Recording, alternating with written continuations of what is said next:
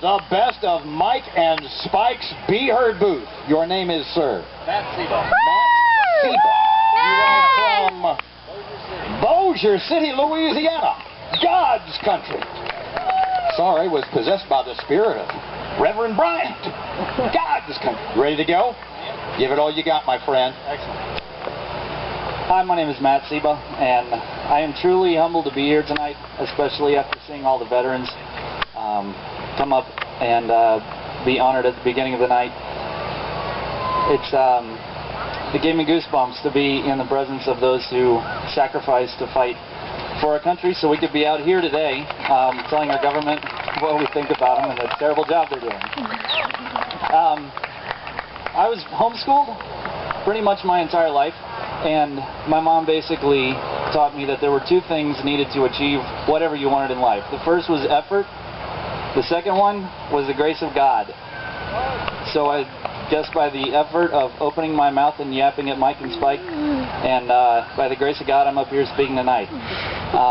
Also with those two things, I've gotten quite an interest in politics and reading. And so I try to keep myself pretty updated. I've realized that it doesn't take, some attorney to go get a bunch of interest groups and then become a senator to figure out what all of these bills mean. It took about 20 pages to write the U.S. Constitution when it was originally done. And just in the last 6 months, we've had over 9,000 pages of legislation that have gone through. 9,000 pages. I can't read Ayn Rand's Atlas Shrugged in a month. It's 1,200 pages.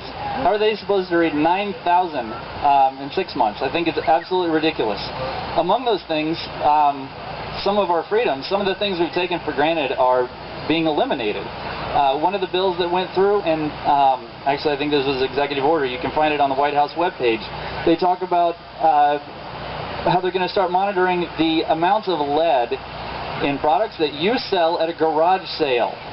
So if you have a garage sale on your front lawn, basically the federal government can come to your house and say, I'm sorry, you're going to have to close that down. Some of these toys that your kids played with 20 years ago that have been sitting in the attic forever, they have too much lead in it.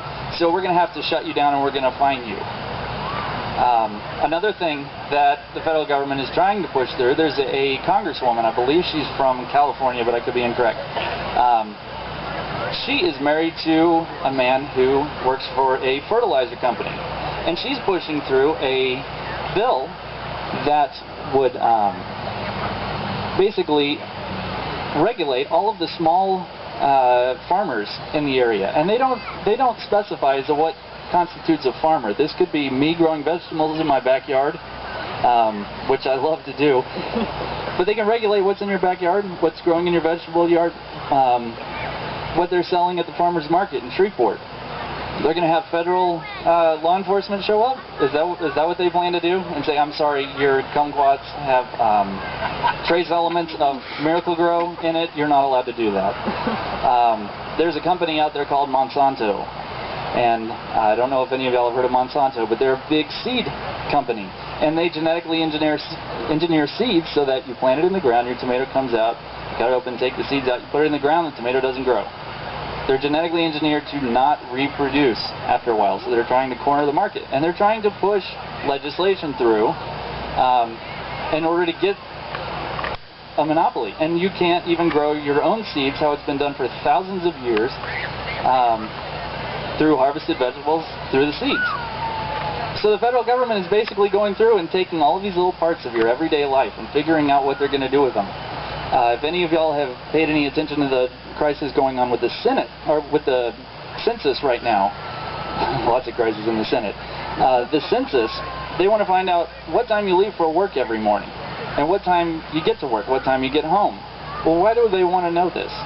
And this president who used to work for Acorn, is he going to have Acorn involved in this census? Or they want to engineer every single piece of your day.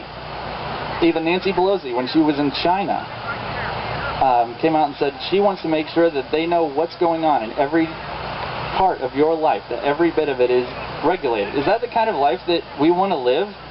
No! In the United States. The first role of government is defense, because that's the one thing they do better than any private corporation, defend our country. The second role Get out of the way.